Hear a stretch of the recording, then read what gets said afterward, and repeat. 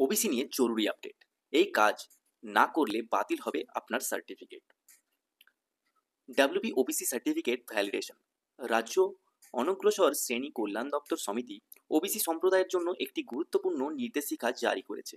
এই নির্দেশ অনুযায়ী রাজ্যের ৬৬টি সম্প্রদায়কে পুনঃ বৈধকরণ বা আধার ও ইনকাম আপডেট এবং ৭৪টি সম্প্রদায়কে পুনঃপ্রদানের মাধ্যমে নতুন করে ওবিসি সার্টিফিকেট আবেদন কথা উল্লেখ করা হয়েছে। রাজ্য সরকার ও কেন্দ্রীয় সংরক্ষণ নীতির সঙ্গে সামঞ্জস্য রাখার জন্য এই প্রক্রিয়া চালু করতে হয়েছে, যাতে শুধুমাত্র প্রকৃত উপযুক্ত নাগরিকরাই এই সার্টিফিকেটের সাহায্য বা সুবিধা পেতে পারে। সেই জন্য এই প্রক্রিয়া।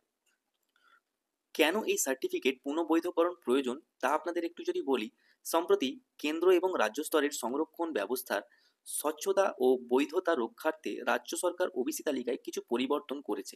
এর ফলে এখানে পিছিয়ে থাকা কিছু সম্প্রদায়ের তালিকা থেকে সাময়িকভাবে বাদ দেওয়া হয়েছিল, তারপর পরবর্তীতে আবার সেগুলিকে পুনরায় অন্তর্ভুক্ত করেছে।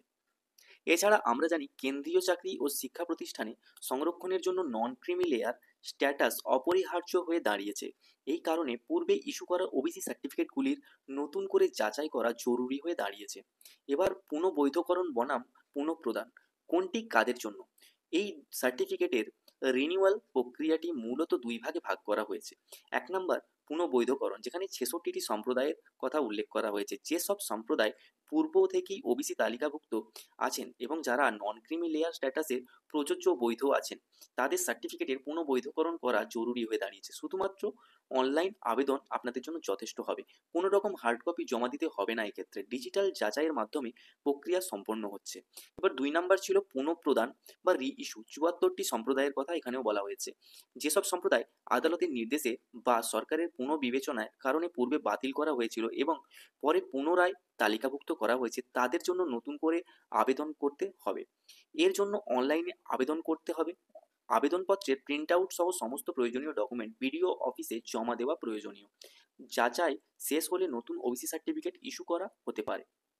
নতুন নির্দেশিকা অনুযায়ী আবেদন প্রক্রিয়া ধাপে ধাপে আপনাদের একটু বলে দিই। চলুন লক্ষ্য করুন।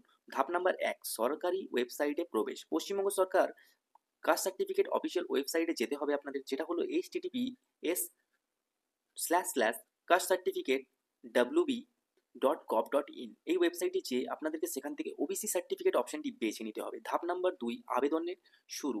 অ্যাপ্লাই ফর ওবিসি লিঙ্কে ক্লিক করতে হবে। যদি আপনি পূর্বের ডিজিটাল ওবিসি সার্টিফিকেট না বানিয়ে থাকেন তাহলে ইয়েস নির্বাচন করতে হবে, না থাকলে নো নির্বাচন করুন। এবার ফর্মে প্রবেশ করলেন। তারপর ধাপ ৩, ফর্ম পূরণ। নাম, পিতার নাম, জন্ম তারিখ লিখুন। জেলা, মহকুমা, ব্লক, পৌরসভা নির্বাচন করুন। সম্প্রদায়ের ধরন ওবিসি এ বা ওবিসি বি সেটিকে সিলেক্ট করুন। ব্যক্তিগত তথ্য যেমন mobile number, email, EPIC number, Khadya Sathi number দিয়ে দিন। এবার পিতামাতার চাকরির তথ্য যদি প্রযোজ্য হয় তাহলে, না হলে ফিল আপ করে দিন। প্রয়োজনীয় ডকুমেন্ট আপলোড। এবার আবেদনের জন্য আপনাদেরকে কী কী ডকুমেন্ট লাগবে সেগুলো স্ক্যান করে দিতে হবে। ডকুমেন্টগুলি হলো আধার কার্ড, ভোটার কার্ড, পুরনো ওবিসি সার্টিফিকেট যদি থেকে থাকে, জন্ম সনদ বা স্কুল সার্টিফিকেট যে কোনো একটা দিতে পারেন। আয়ের শংসাপত্র পঞ্চায়েত এলাকার বিডিও বা পৌর এলাকার ইওর থেকে দিলেই হবে। সার্ভিস রেকর্ড সরকারি চাকরিজীবীদের পিতামাতার ক্ষেত্রে প্রযোজ্য। এবার আবেদন জমা প্রক্রিয়া ধাপ নাম্বার ৫, ফর্ম পূরণের পর সাবমিট করতে হবে। এরপর দুটি পথ হতে পারে। রিভ্যালিডেশন ৬৬টি সম্প্রদায়ের জন্য এক্ষেত্রে অনলাইনেই যাচাই হবে, হার্ড কপি জমা দিতে হবে না। রি ইস্যু ৭৪টি সম্প্রদায়, তাদের জন্য ফর্মের প্রিন্ট আউট নিয়ে প্রয়োজনীয় ডকুমেন্ট সহ বিডিও অফিসে জমা দিতে হবে। বিডিও অফিসে কিভাবে জমা দেবেন? যাদের পুনঃপ্রদানের প্রয়োজন হবে তারা অফলাইনের ধাপগুলি গুরুত্বপূর্ণ হতে চলেছে। অফলাইনে সাবমিট করা আবেদনপত্র প্রিন্ট বের করে নিতে হবে। অনলাইনে আবেদন করা প্রিন্ট কপি ও প্রাসঙ্গিক কাগজপত্র, কেওয়াইসি, পুরনো সার্টিফিকেট, ইনকাম সার্টিফিকেট ইত্যাদি নিয়ে আপনাদেরকে জমা করতে হবে। আপনার এলাকার ব্লক অফিসের বিসিডব্লিউ সেকশনে গিয়ে সরাসরি জমা দিয়ে দিন। এবার এখান থেকে আবেদন বিডিও এর লগইনের মাধ্যমে এসডিওর কাছে চলে যাবে যাচাইয়ের জন্য। যাচাইয়ের পর আপনার নতুন ওবিসি সার্টিফিকেট ইস্যু করা হতে পারে। তো ভিডিওটা এখানেই শেষ করছি। যদি ভিডিও আপনাদের ভালো লেগে থাকে তাহলে আপনারা কমেন্ট করে জানান কে কোন ক্যাটাগরির মধ্যে পড়েন, নন ক্রিমি লেয়ার নাকি ক্রিমি লেয়ার। চলুন দেখা যাক।